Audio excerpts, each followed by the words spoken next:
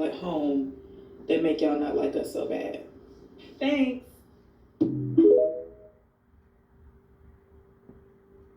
This doesn't tell us what they be telling y'all at home that make y'all not like us so bad. So you already know a lot of what my content covers, like racial triangulation, the model minority myth, Asian businesses in black neighborhoods, affirmative action, and so on. As for what I was told in the home behind closed doors when I was growing up, that's not the most fun trip down memory lane, but I always like to be honest about acknowledging anti-blackness among Asian Americans, especially when the call is coming from my own house, so here we go. I first became aware of my mom's anti-blackness when I started kindergarten, and it mostly centered around avoiding interactions with black people and not allowing me to be exposed to anything that she considered black culture. So if we were walking and she saw a black person, she would pull me closer to her. If we were in the car in a parking lot and saw a black person in the parking lot, she would make a point to lock the doors. And I wasn't allowed to listen to rap or Michael Jackson or Tina Turner. And she was hypocritical about that, because I wasn't allowed to listen to Cyndi Lauper or Madonna either. She would call it trash music and say that it was going to be a bad influence. But if it was a white artist, it was not racialized. It was only when it was black artists that it was racialized. And another thing that I think is kind of typical is, as a musician, there were a lot of black artists whom she respected and enjoyed, but she would always say that one black artist is the exception, the rest are bad influences.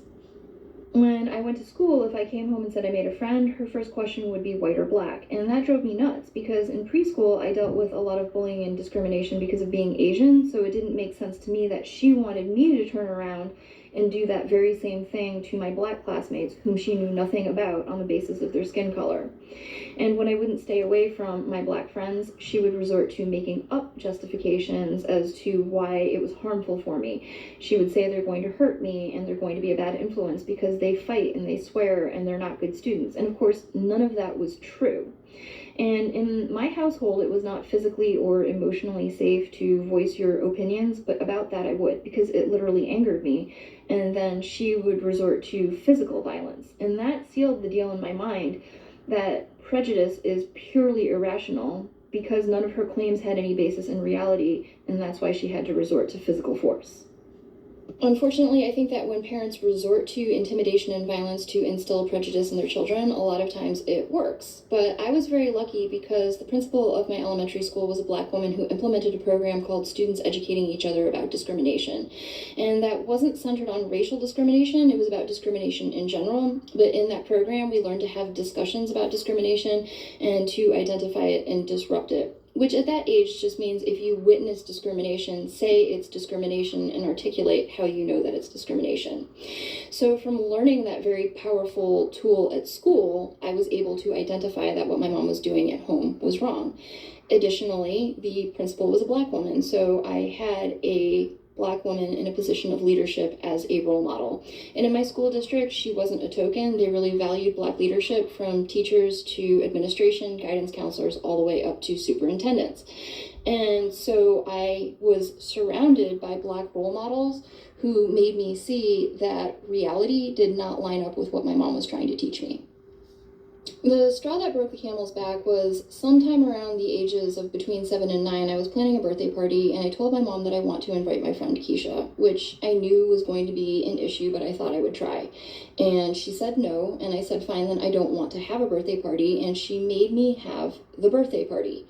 So now that felt like that's not only cruel to me, but that's cruel to my friend Keisha, whom you don't even know because you refused to meet her. Shortly after that, we were walking in the mall, and my mom did this thing that she often did, which is she sees black people minding their own business, and under her breath, she mumbles a derogatory term in Chinese for black people.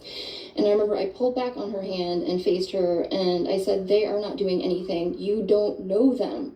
The next time you do that, I am going to go up to them, and I'm going to tell them what you said. And believe it or not, the fear of exposure by me actually made her tone it down, and she stopped doing that in public.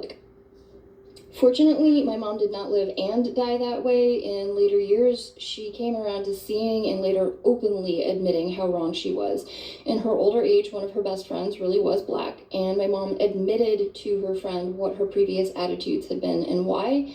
And from those conversations, I was able to gain some insight as to what my mom's motivation was for her anti-blackness. Because I think most people feel, since Asian Americans also are harmed by white supremacy, how does it make any sense for Asian Americans to be anti-Black.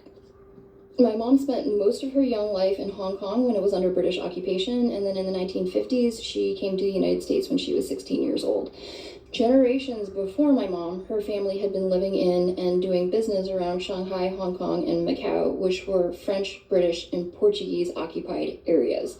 So she was heavily indoctrinated into anti-Blackness in Hong Kong, where she had no exposure to Black people that would have shown her a different reality. And furthermore, what she was indoctrinated into is the idea that an Asian can elevate their status in white spaces by aligning with white supremacy, which includes aligning with anti-Blackness.